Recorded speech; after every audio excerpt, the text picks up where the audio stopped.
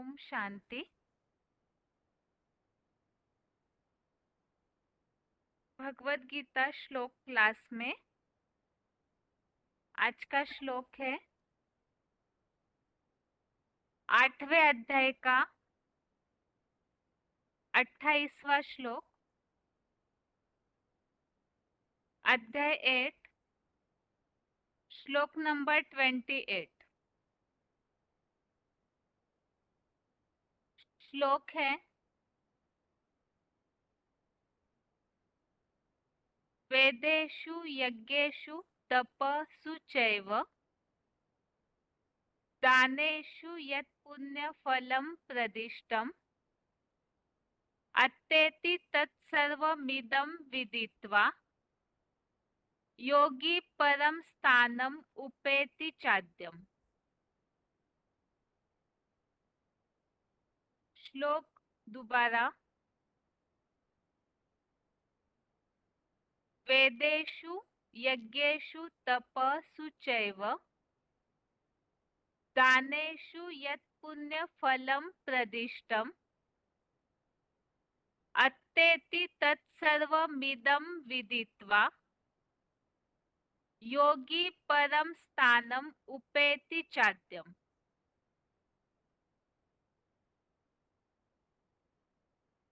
श्लोक का संधि विच्छेद है वेदेषु यज्ञेषु तपसु च एव दानेषु यत् पुण्यफलं प्रदिष्टम् अत्तेति तत् सर्वम् इदं विदित्वा योगी परम स्थानम उपेति च आद्यम। श्लोक दोबारा। श्लोक का संधि विच्छेद दोबारा। वेदेषु यज्ञेषु तपसु च एव दानेषु यत् पुण्यफलं प्रदिष्टम् अत्तेति तत् सर्वम् इदं विदित्वा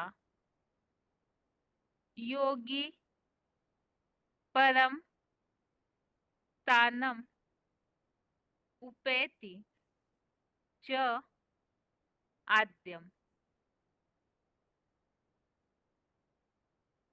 शब्दों के अर्थ है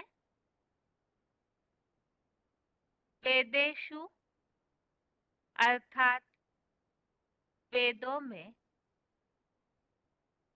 यज्ञेषु अर्थात यज्ञों में, तपसु अर्थात तप में, च अर्थात और, दानेषु अर्थात दान में, एव अर्थात भी, यत अर्थात जो, पुण्यफलम अर्थात पुण्यफल, प्रदिष्टम अर्थात बताया गया है, योगी अर्थात राजयोगी, इदम अर्थात यह, विदित्वा अर्थात जानकर, तत् अर्थात उस, सर्वम अर्थात सारे के, अत्येति अर्थात पार चला जाता है। च अर्थात और। आद्यम अर्थात आदिकालीन। परम स्थानम अर्थात परम पद को। उपैति अर्थात पाता है। शब्दों के अर्थ दोबारा। वेदेषु अर्थात वेदों में। यज्ञेषु अर्थात यज्ञों में। तपसु अर्थात तप में। च अर्थात और। दानेषु अर्थात दान में। एव अर्थात भी। यत अर्थात जो। पुण्य फलम अर्थात पुण्य फल। प्रदिष्टम अर्थात बताया गया है। योगी अर्थात राजयोगी। इदम अर्थात यह। विदित्वा अर्थात जानकर। तत् अर्थात उस। सर्वम अर्थात सारे के। अत्येति अर्थात पार चला जाता है। च अर्थात और। आद्यम अर्थात आदिकालीन। परम स्थानम अर्थात परम पद को। उपैति अर्थात पाता है। श्लोक का अर्थ है, वेदों में, यज्ञों में, तप में और दान में भी जो पुण्य फल बताया गया है, राजयोगी यह जानकर उस सारे के पार चला जाता है और आदिकालीन परम पद को पाता है। तो इस श्लोक में ये बात बताई कि ये जो भी भक्ति मार्ग के तरीके हैं, तो उन तरीकों में जो भी पुण्य फल बताया हुआ है, उस बात को जानकर के राजयोगी उस सारे के पार चला जाता है और परम पद आदिकालीन अर्थात सृष्टि के आदि का जो पद है, श्रेष्ठ पद की प्राप्ति करता है।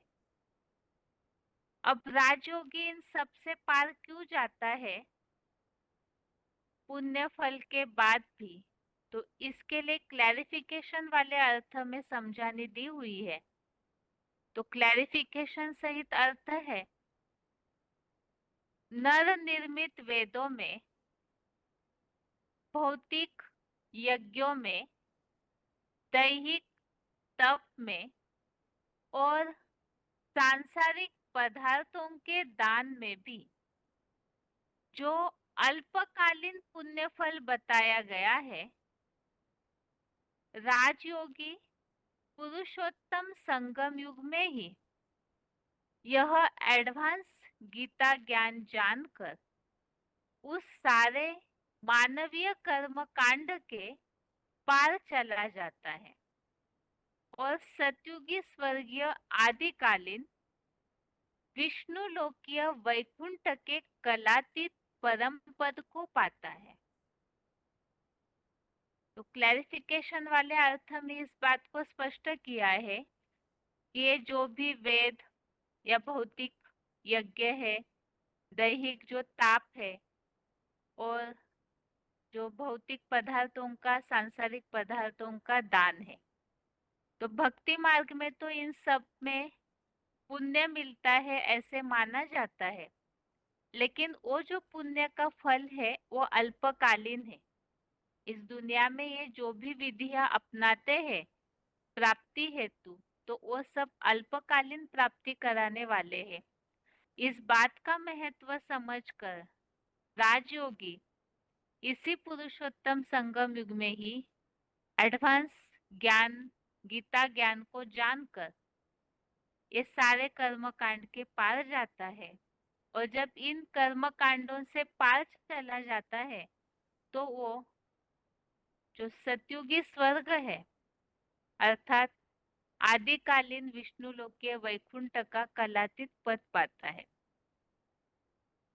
आज के श्लोक में जो बात बताई है कि राजयोगी भक्ति मार्गीय जो भी कर्म कांड है उनसे पार जाता है और राजयोगी इन सबसे श्रेष्ठ भी है, इसी बात का उल्लेख गीता के और अध्यायों में आया हुआ है।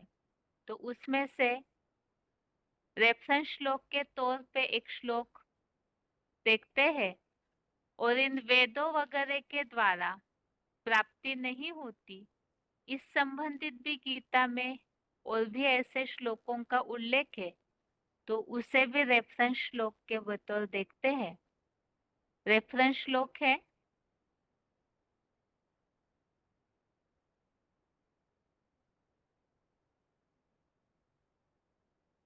पहला है छठवें अध्याय का 46वां अध्याय 6 का श्लोक नंबर 46।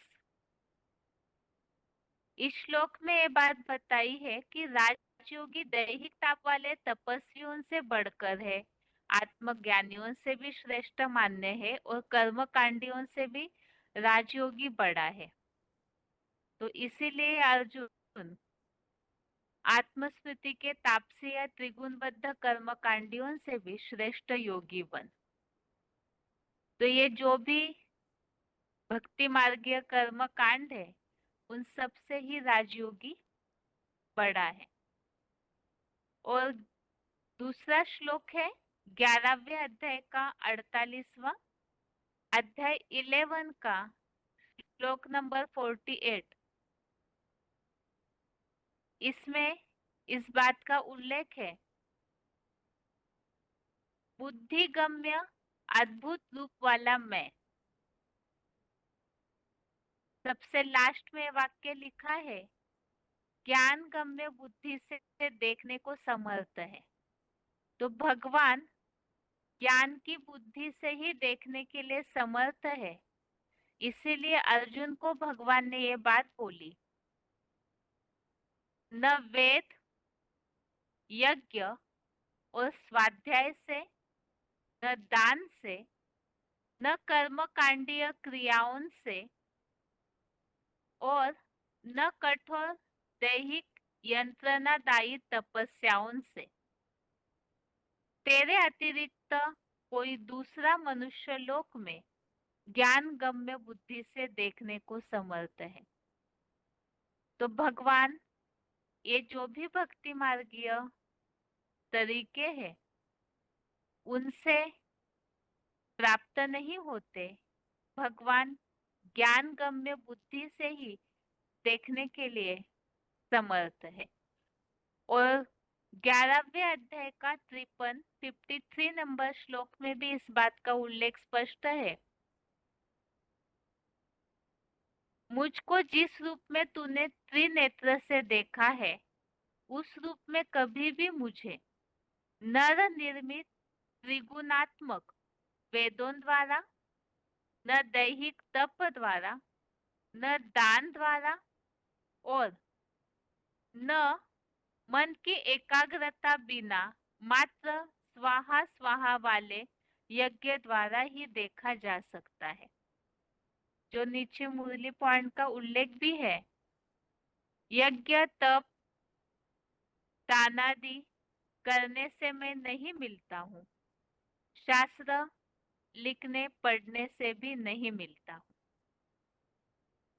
तो भगवान ज्ञान के द्वारा ही देखने योग्य है। और यहाँ जैसे कि वेदों का उल्लेख आया है, आज के जो श्लोक है उसमें भी उल्लेख है नर निर्मित वेद, और यहाँ जो रेफरेंस श्लोक है उसमें भी जो उल्लेख आया है वेदों का, श्लोक नंबर 53 में नर निर्मित त्रिगुणात्मक वेदों द्वारा। ये वेदों के बारे में ही दूसरे अध्याय का 45वां अध्याय 2 का श्लोक नंबर 45, इसमें भी इस बात का उल्लेख हम देख चुके हैं कि वेद जो है वो त्रिगुणमयी है। इसलिए भगवान ने दूसरे अध्याय में अर्जुन को ये बात बोली है कि ये वेद त्रिगुणमयी होने के कारण इन सब से परे होकर सत्वगुण में स्थिर हो जा। तो ये नर निर्मित वेद है। इसी तरह दैहिक तपस्याएं या यज्ञ, जो भौतिक पदार्थों का यज्ञ, दान, ये सब के द्वारा भी भगवान नहीं मिलते हैं। तो राजयोगी इन सब बातों को समझकर इन सब से, जो आज के श्लोक में भी उल्लेख है और 6वें अध्याय के 46वें श्लोक में भी ये उल्लेख है कि इन सब से भी राजयोगी बड़ा है, तो उससे वो पार चला जाता है भक्ति मार्गीय क्रिया कर्मों से, कर्म कांडों से, और विष्णु पद, जो विष्णु लोक का, वैकुंठ लोक का पद है, नई सृष्टि का आदिकालीन परम पद, श्रेष्ठ पद, उसमें पहुंच जाता है। तो इस तरह से ये आज के श्लोक का अर्थ है। श्लोक के संबंधित पॉइंट्स समझते हैं, लेकिन उसके पहले श्लोक का उच्चारण।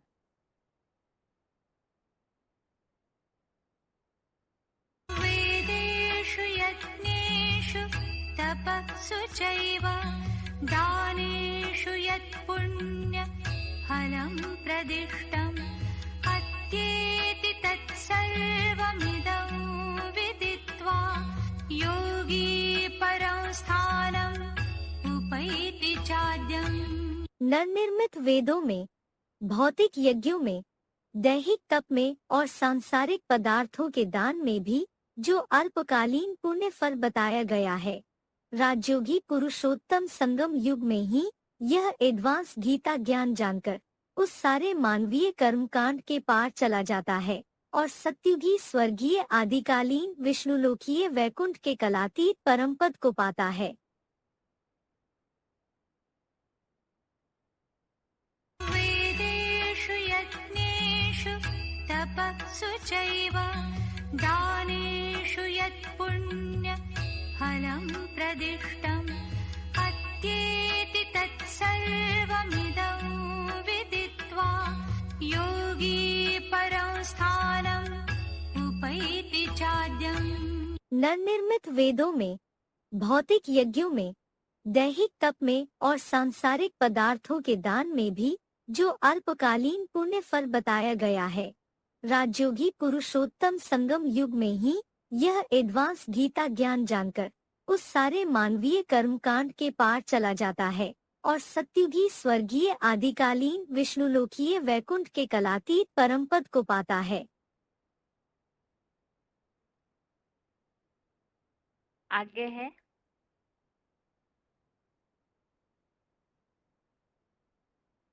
VCD number 1902, VCD number 1902, 28 minute 28 minutes के बाद से लिया हुआ पॉइंट है। वेदों, यज्ञों और तप का फल अल्पकालीन होता है। तुम जो कुछ भी ये वेद शास्त्र ग्रंथ तप जप ये सब करते हो, ये सभी भक्ति मार्ग है। कौन सा मार्ग है? भक्ति मार्ग। बुद्धि भागती रहती है, कहीं एक ठिकाने टिकती नहीं है, एकाग्र नहीं होती है। तो इन भक्ति से तुम कुछ भी प्राप्त नहीं कर सकते हो। इस भक्ति में कोई सार नहीं है। भक्ति मार्ग में कोई सार है ही नहीं। क्या होता है? अल्पकाल क्षण भंगुर सुख। समझो, कोई ने बैठ करके कृष्ण की नवदा भक्ति की, बस मुझे दर्शन दो, या माता को, काली को, कोई को भी बहुत ही चित्र बनाए दिए हैं। आगे है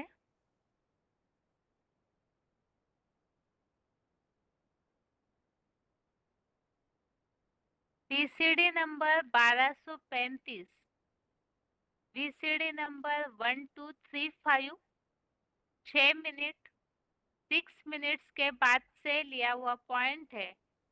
दान का फल अल्पकालीन होता है।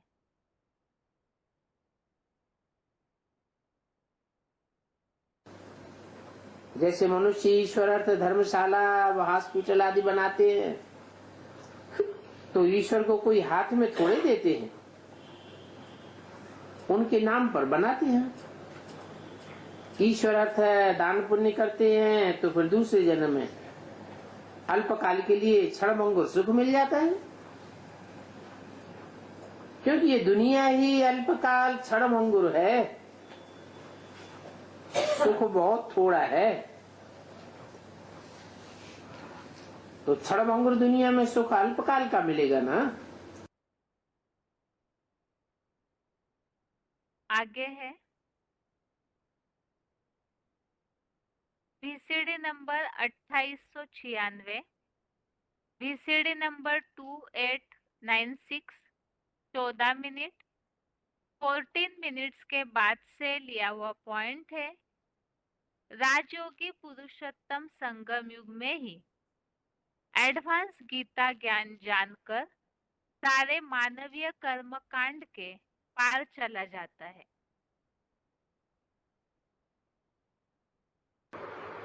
अभी तुम ब्राह्मण हो, सच्चे सच्चे पुरुषोत्तम संगम युगी, तो ये हुई ज्ञान की सामग्री, न कि भक्ति की सामग्री कहेंगे। नहीं, पूर्ण की कहेंगे भक्ति की सामग्री, क्योंकि वहां ब्राह्मण तो उस दुनिया में कोई है नहीं सच्चा है, ब्रह्मा ही नहीं है, तो ब्राह्मण कहां से होंगे? तो अभी तुम तो जानते हो कि हम ब्राह्मण हैं, ब्रह्मा की संतान है, मुखवंशावली है, तो जरूर भक्ति तुम्हारे से छूटती जाएगी। और जितनी जितनी भक्ति छूटती जाएगी, क्योंकि ज्ञान मिलता जाएगा ना, तो भक्ति छूटती जाएगी। तो भक्ति की जगह ज्ञान रिप्लेस होता जाएगा। फिर तुम भक्ति मार्ग के सारे टंट घंट छोड़ते जाओगे, ज्ञान मार्ग की बातें पकड़ते जाओगे। भक्ति खत्म होती जाएगी, ज्ञान मार्ग प्रत्यक्ष होता जाएगा। तो ये ज्ञान मार्ग भी रिप्लेस होता है ना बच्ची। आगे है वीसीडी नंबर 1894, वीसीडी नंबर 1894 1 घंटा 7 मिनट 1 आवर 7 मिनट्स के बाद से लिया हुआ पॉइंट है। राजयोगी पुरुषोत्तम संगम युग में ही एडवांस गीता ज्ञान जानकर सारे मानवीय कर्म कांड के पार चला जाता है। ये पुरानी तमो प्रधान सृष्टि नहीं रहेगी। इस सृष्टि का विनाश हो जाएगा, फिर इसके बदले में नई सृष्टि, फिर नए विश्व की राजधानी होगी। ये ज्ञान में आते हैं, पढ़ाई पढ़ते हैं, तो फिर भक्ति इनकी छूट जाती है। क्या बताया? राजधानी में कौन आवेंगे? हैं? है? जिनकी बुद्धि में भक्ति मार्ग के क्रिया कर्म कांड चलते रहेंगे, वो राजाई में आएंगे, या जिनकी भक्ति छूट जाएगी। आगे है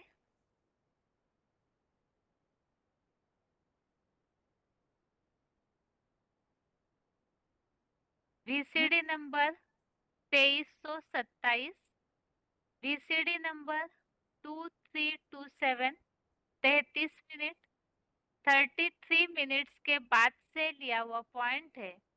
राजयोगी एडवांस गीता ज्ञान जानकर परम पद को पाता है।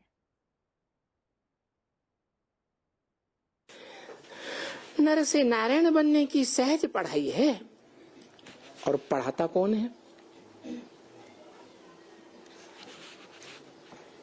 नर से नारायण बनने की पढ़ाई है। नारायण जो नाम रखा गया, किस आधार पर रखा गया? अरे भूल गए?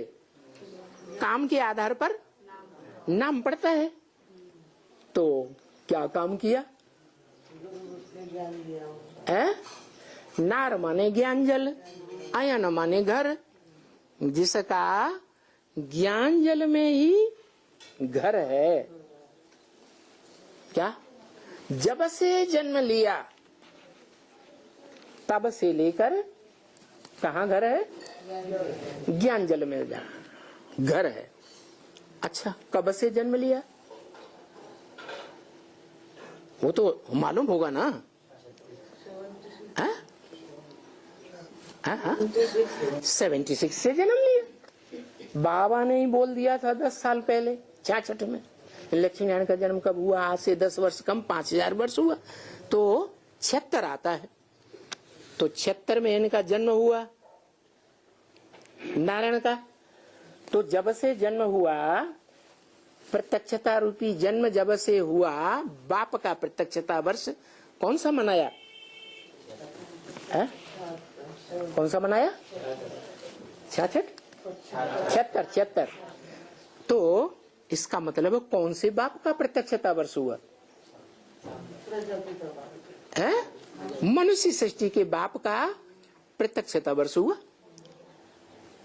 मुरली में भी बोला, राम बाप को कहा जाता है और कृष्ण बच्चे को कहा जाता है।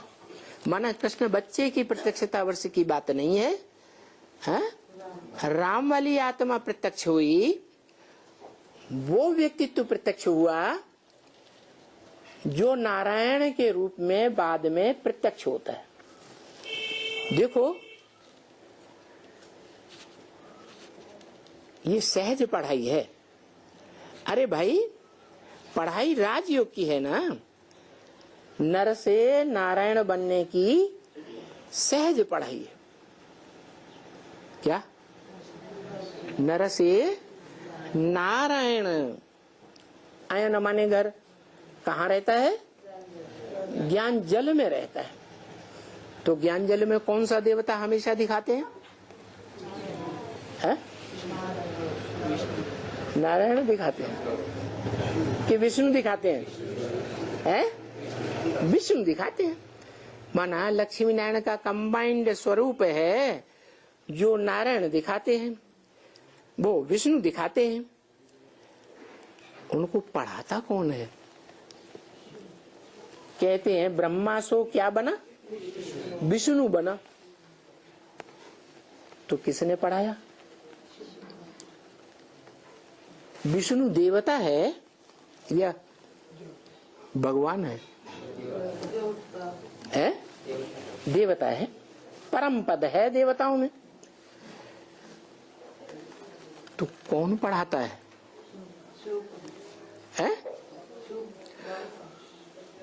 अरे ऊंच ते ऊंच भगवंत पढ़ाता है। आगे है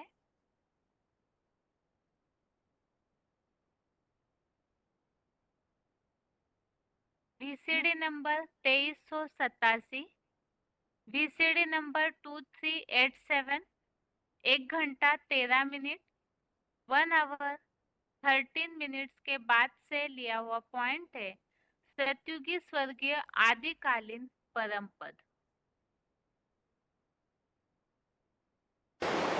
इसीलिए सृष्टि के आदि में एक गाया हुआ है,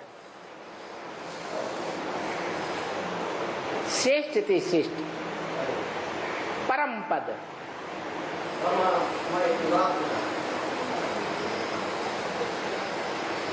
वो परम पद है Vishnu.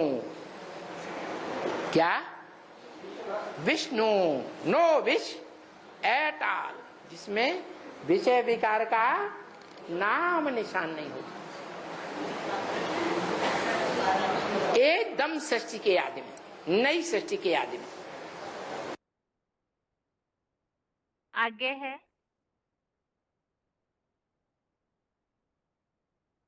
VCD number 3065, VCD number 3065, 23 minute 23 minutes के बाद से लिया हुआ पॉइंट है विष्णु लोकीय वैकुंठ का कलातीत परम पद।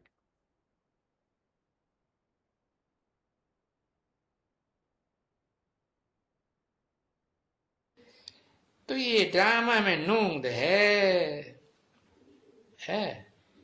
ब्राह्मण चोटी फिर देवता, और देवता भी कौन सा है?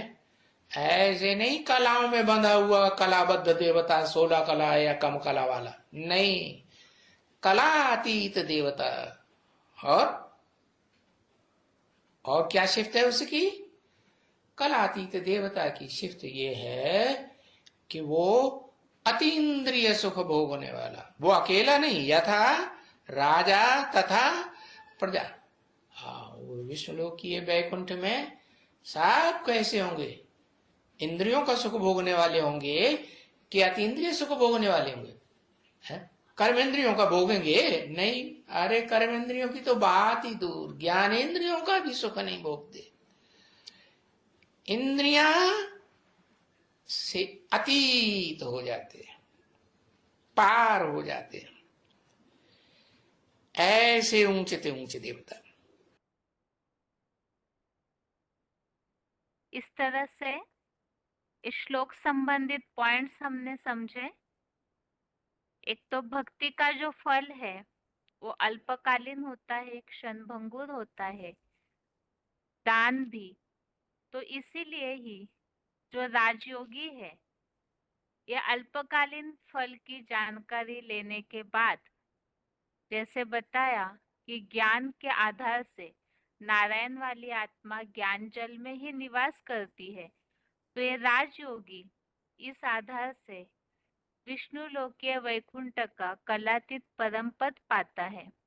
तो परम पद और सतयुगी आदिकालीन परम पद क्या होता है, इसके बारे में हमने पॉइंट्स अभी समझे। तो यह श्लोक का अर्थ हुआ और अभी आगे है रिवीजन।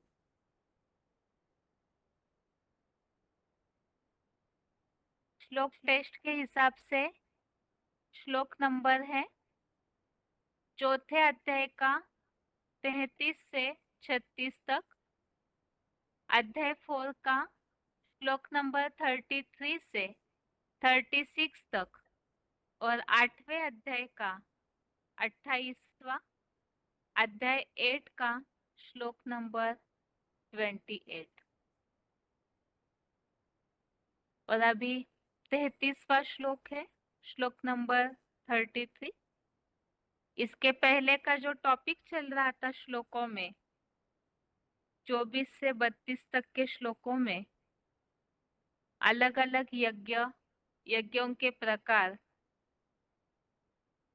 और अभी यह 33 से 42 तक के श्लोकों में ज्ञान की महिमा। वो तो जो भी अलग अलग स्वाहा स्वाहा वाले अलग अलग तरीके के यज्ञ करते हैं, उसके बाद यहाँ जो उन यज्ञों से भी बड़ा है, उस ज्ञान यज्ञ की महिमा के बारे में यहाँ श्लोक है 33 नंबर का, 33 नंबर श्लोक है। श्रेयान् द्रव्यमयात् यज्ञात् ज्ञान यज्ञ परन्तप सर्वं कर्माखिलं पार्थ ज्ञाने परिसमाप्यते। श्लोक का अर्थ है, हे शत्रु पीड़क, नाशवान भौतिक पदार्थों से किए गए भौतिक अग्नि द्वारा चालित यज्ञ से अश्वमेध रुद्र ज्ञान यज्ञ अधिक अच्छा है, जो शतवर्षीय ज्ञान योगाग्नि से निरंतर चलता है। हे पृथ्वीश्वर, अखिल विश्व धर्मों के सारे वाम मार्गी भक्ति मार्गीय अंधश्रद्धा युक्त धर्मों से उत्पन्न कर्म कांड श्रद्धा भावना युक्त एक लिंग भगवान के रुद्र ज्ञान यज्ञ में समाप्त हो जाते हैं। तो यहाँ इस श्लोक में ये बात बताई, जैसे भक्ति मार्गीय जो भी यज्ञ है स्वाहा स्वाहा करने वाले, वो तो भौतिक जो अग्नि है 5 तत्वों की, उसमें वो स्थूल पदार्थों का हवन करते हैं, स्वाहा करते हैं। लेकिन उससे भी इस श्लोक में बताया कि नाशवान भौतिक पदार्थों के यज्ञ से भी अश्वमेध रुद्र ज्ञान यज्ञ अधिक अच्छा है। तो अश्वमेध रुद्र ज्ञान यज्ञ क्या है, उसका नीचे फुटनोट में अर्थ समझाया है। बाकी ये जो ज्ञान यज्ञ है वो शतवर्षीय अर्थात 100 वर्षीय ज्ञान और योग की अग्नि से निरंतर चलता है, और सारे जो भी विश्व धर्म है, अखिल अर्थात विश्व धर्मों के सारे जितने भी भक्ति मार्गीय अंधश्रद्धा युक्त कर्म कांड है, वो सब इस ज्ञान यज्ञ में समाप्त हो जाते हैं। जैसे कि मुरलियों में भी उल्लेख आता है और भक्ति मार्ग में भी ये माना जाता है कि अंतिम आहुति सारी यज्ञों में शंकर के नाम से दी जाती है। तो इस रुद्र ज्ञान यज्ञ की अंतिम आहुति में सारी दुनिया ही इस ज्ञान यज्ञ कुंड में स्वाहा होने वाली है। यहाँ फुटनोट में अश्वमेध रुद्र ज्ञान यज्ञ का अर्थ स्पष्ट किया है। एक तो है राजस्व, स्व अर्थात आत्मा का सच्चा स्वराज्य प्रदाता यज्ञ। राजस्व का अर्थ स्व अर्थात ही आत्मा का सच्चा स्वराज्य प्रदाता यज्ञ। अश्वमेध अर्थात मन रूपी अश्व मारा जाता है। तीसरा है अविनाशी, भौतिक यज्ञ तो भौतिक पदार्थों से नाशवान है, परंतु इसमें मन बुद्धि वाली अविनाशी आत्मा की ही प्रधानता है। यज्ञ का नाम जो है उसके हर शब्द का यहाँ स्पष्टीकरण दिया हुआ है। और चौथा है रुद्र ज्ञान यज्ञ, अर्थात साक्षात महारुद्र रूप ज्योतिर्लिंग की ज्ञान प्लस योगाग्नि से कलयुगांत में कल्पांतकारी महाविनाश की अंतिम आहुति डाली जाती है, जिसकी यादगार अभी की है शंकर महादेव की अंतिम आहुति। तो राजस्व अश्वमेध अविनाशी रुद्र ज्ञान यज्ञ। इस रुद्र ज्ञान यज्ञ में ज्ञान योग में ही सारी आहुति डाली जाती है और ये यज्ञ भौतिक पदार्थ तो अग्नि में जल के नाश हो जाते हैं, लेकिन यहाँ तो अविनाशी आत्मा की प्रधानता है और जो मन है, मन रूपी घोड़े को टुकड़ा टुकड़ा करके पूरी तरह से स्वाहा किया जाता है और उस आधार से ही इस राजयोग से या इस रुद्र ज्ञान यज्ञ से राजाई की प्राप्ति होती। आगे है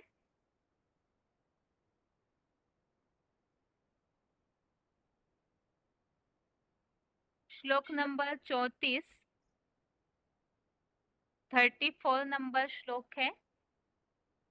तत्विद्धि प्रणिपातेन परिप्रश्नेन सेवया उपदेक्षन्ति ते ज्ञानम ज्ञानिनस्तत्वदर्शिनः। अर्थात परम आदर पूर्वक ज्ञान की सेवा द्वारा व्यक्तिगत साप्ताहिक कोर्स में प्रश्नोत्तर पूर्वक उस रुद्र ज्ञान यज्ञ को तू जान ले। एडवांस सच्ची गीता के तत्वदर्शी श्रेष्ठ ब्रह्मावत्स या ज्ञानीजन तुझे साक्षात ब्रह्मा मुख निस्तुत वेद वाक्यों के कपिल सांख्य ज्ञान का उपदेश करेंगे। तो इस रुद्र ज्ञान यज्ञ में तो सारी दुनिया स्वाहा होने वाली है, तो उस ज्ञान यज्ञ के लिए बताया कि ये ज्ञान किस तरह समझना चाहिए। तो साप्ताहिक कोर्स के द्वारा प्रश्नोत्तर पूर्वक इस ज्ञान को पूरी तरह से समझना चाहिए। आगे है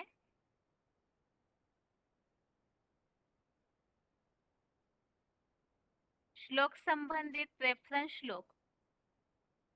इसमें एक तो तीसरे अध्याय का दूसरा, अध्याय 3 का श्लोक नंबर 2, इसमें ये बात बताई कि परस्पर मिले हुए वाक्यों से मेरी बुद्धि भ्रमित सी कर रहे हो, तो एक बात निश्चय करके एक बात मेरे से कहो जिससे मैं श्रेष्ठता को प्राप्त करूं। तो ये ज्ञान अटपटा खटपटा चटपटा है, ऐसे मुरलियों में बोला है, तो इसीलिए ही उससे बुद्धि भ्रमित हो जाती है। तो इसीलिए इस ज्ञान को प्रश्नोत्तर पूर्वक समझना है, जो इस 34वें श्लोक में भी उल्लेख है। और इसी तरह से यहाँ 18वें अध्याय का 63वां अध्याय 18 का श्लोक नंबर 63 में उल्लेख है कि ब्रह्मा के गुप्त बेसिक ज्ञान से भी गुप्ततर परम ब्रह्मा का एडवांस गीता ज्ञान मैंने तुझे कहा है, इसे पूरी तरह परिप्रश्न सेवया अर्थात अध्ययनरत हुआ विचार कर। तो इस तरह से ये गुह्य ज्ञान है, गुप्त गुह्यते गुह्य ज्ञान है और बेसिक से भी गुप्ततर ऐसा ज्ञान, तो इसीलिए इसे प्रश्नोत्तर पूर्वक पूरी तरह समझना चाहिए। आगे है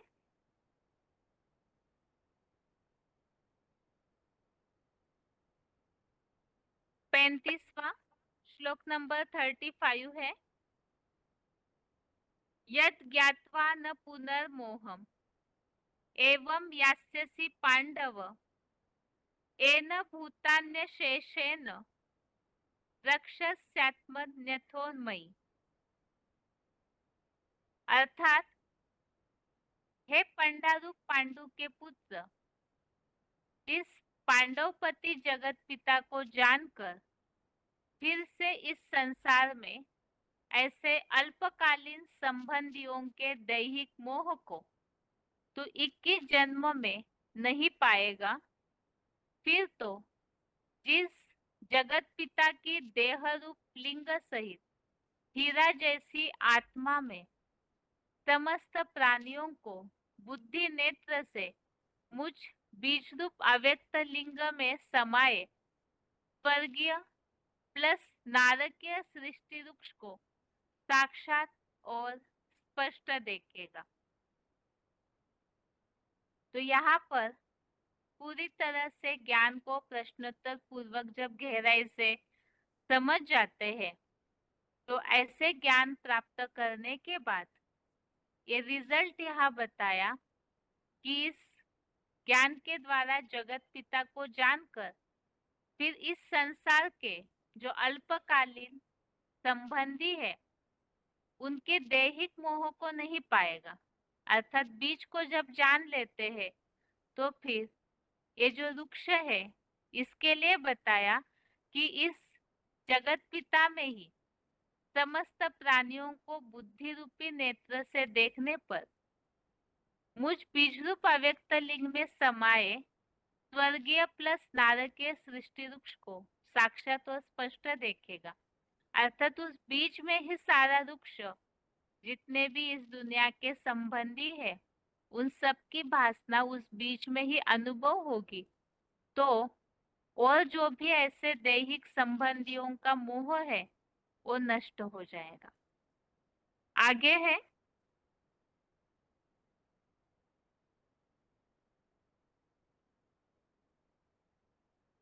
इस श्लोक संबंधित रेफरेंस श्लोक 9वें अध्याय का 34वां अध्याय 9 का श्लोक नंबर 4। इसमें इस बात का उल्लेख है मेरी अव्यक्त स्थिति की निराकारी लिंग मूर्ति, उस मूर्ति से ही ये सारा संसार बीज अर्थात बाप से वटवृक्ष जैसा विस्तृत हुआ है। अर्थात सारा प्राणी समुदाय उस बीज में स्थित है। तो ये बात इस श्लोक में भी 35वें श्लोक में आई कि उस बीज में ही सारे वृक्ष को देखेगा, क्योंकि इस बीज से ही सारा वृक्ष विस्तृत हुआ है, ऐसे 9वें अध्याय के 4थे श्लोक में उल्लेखित है। और 11वें अध्याय का 7वां अध्याय 11 का श्लोक नंबर 7, इसमें उल्लेख है आज मेरे इस मानवीय बीजरूप बाप महादेव या आदम की देह में जड़ और चेतन सहित संपूर्ण जगत को प्रतीकात्मक वटवृक्ष में एक ही जगह में स्थित देख लो। जो अन्य कुछ भी देखना चाहते हो तीसरे ज्ञान नेत्र से देख लो। तो बुद्धि रूपी नेत्र से उस बीज में ही वो सारा वृक्ष महसूस हो जाता है, उसको देख सकते हैं। इसी तरह 13वें अध्याय का 30वां अध्याय 13 का श्लोक नंबर 30 है। जब प्राणियों की आकृति में भिन्नता को सृष्टि के एक बीज आदम में उपस्थित विराट पुरुष को देखता है, उससे ही सारे अनेक धर्मों के विस्तार को जानता है, तब समूचे विश्व के हर प्रकार से समर्पित ऊर्ध्वमुखी साक्षात परम ब्रह्म की प्राप्ति हो जाती है।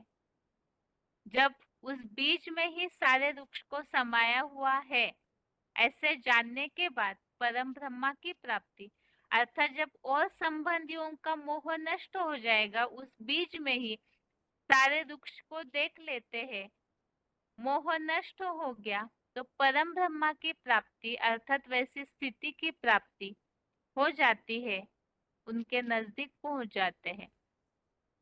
आगे है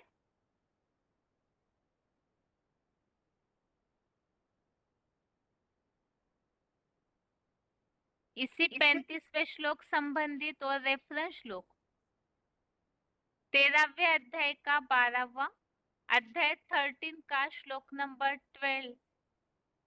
इसमें बताया है परम पिता शिव ज्योति परमात्मा जानने योग्य है, जिसे जानकर अमरता का अनुभव करता है।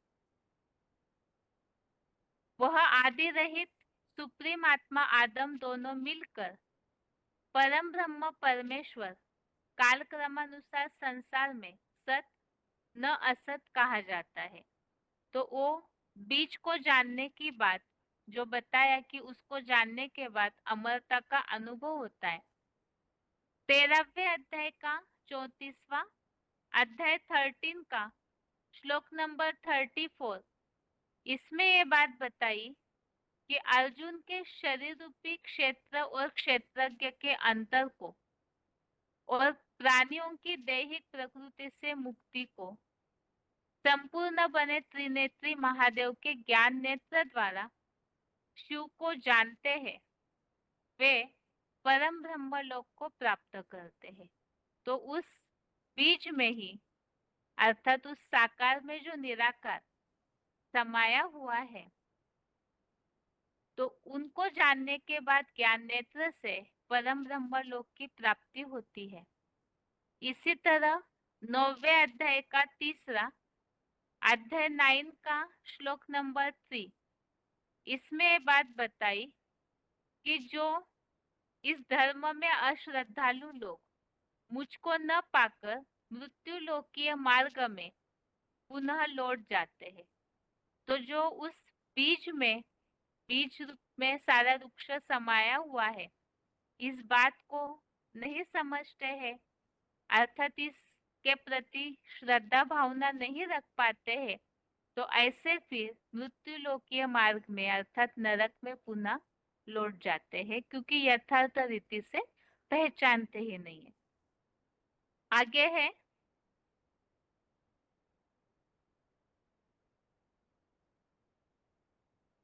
36वां अध्याय 4 का श्लोक नंबर 36 है। अपि चेदसि पापेभ्यः सर्वेभ्यः पापकृत्तमः सर्वं ज्ञानप्लवेनैव ऋजिनं संतरिष्यसि।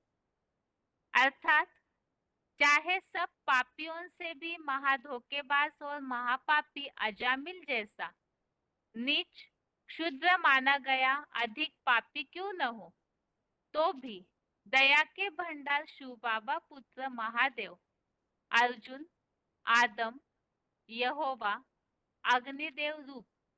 अग्निदेव स्वरूप ज्ञानी शंकर चाप जहाज से निसंदेह सारे ही 63 जन्मों से आधा कल्प के द्वापुर कलयुगी नारकीय पाप समुद्र को तू देह रूप जहाज में बैठा ज्ञान योग बल से तैर कर पूरा पार कर जाएगा। यहाँ जो शंकर चाप जहाज बताया है उसी संबंधित नीचे फुटनोट दिया है। शंकर चाप जहाज जही चढ़ी उतरी पार नर बूढ़ी सकल संसार, नानक नाम जहाज चंद्रकांत वेदांत जहाज। जगत पिता की बच्चों जैसी लक्कड़ बुद्धि लचीली देह को ऋषि मुनियों ने शास्त्रों में जहाज धनुष चाप नवैया बताया है। तो ऊपर के श्लोकों में जो उल्लेख हमने देखा, ये ज्ञान यज्ञ में सारी दुनिया स्वाहा होती है, शंकर की अंतिम आहुति डाली जाती है, तो उस ज्ञान को प्रश्नोत्तर पूर्वक अच्छी तरह से समझना चाहिए और ज्ञान के द्वारा उस जगत पिता को जब जान लेते हैं, इस सृष्टि रूपी वृक्ष के बीज को जब जान लेते हैं, तो सारा मोह का अंधकार इस दुनिया से अल्पकालीन जो संबंधियों का मोह नष्ट हो जाता है। तो वो जो बीज है जिसमें सारा वृक्ष समाया हुआ है, तो उस जहाज का आधार लेने से, जिसके लिए ही भक्ति मार्ग में कहा है शंकर चाप जहाज, तो उस जहाज का जो आधार लेते हैं, तो वो इस नारकीय पाप समुद्र को इस देह रूपी जहाज में बैठकर ज्ञान योग बल से तैरकर पूरा पार हो जाते हैं। तो ये पाप समुद्र अर्थात कलयुग से पूरा पार हो जाते हैं। तो ये उस साकार पिता की जो बीज है इस सृष्टि का, उनकी महिमा बताई कि उनके द्वारा ये सारी दुनिया उस ज्ञान योग बल से उनका आधार लेकर पार हो जाती है। आगे है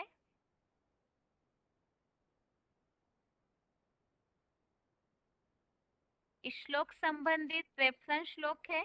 एक तो 7वें अध्याय का 14वां अध्याय 7 का श्लोक नंबर 14। इसमें इस बात का उल्लेख है, मेरी जो तन मन धनादि सर्व रूप से मेरी शिव बाबा की ही अव्यभिचारी शरण लेते हैं, वे इस बीज रूप माया को पार कर जाते हैं। और इसमें खास ऐसे पार करने वालों का अष्टमूर्ति देवात्माओं का उल्लेख है। तो जो पूरी तरह शरण लेते हैं तो वो पार करते हैं। इसी तरह 12वें अध्याय का 7वां अध्याय 12 का श्लोक नंबर 7 बताया है, उन मेरे में ही मन बुद्धि वालों का मैं सुख सागर अति शीघ्र इस 50-60 वर्षों में ही जन्म जरा मृत्यु दुख वाले संसार रूप विषय विकारों के सागर से लेश मात्र दुख रहित कृत त्रेता के आधा कल्प तक संपूर्ण उद्धार करने वाला हूँ। तो यहाँ पर यही उल्लेख कि जो मन बुद्धि से पूरा उनका आश्रय लेते हैं तो इस मृत्यु या दुख के संसार से विषय सागर से पार हो जाते हैं, उनका उद्धार हो जाता है। आगे है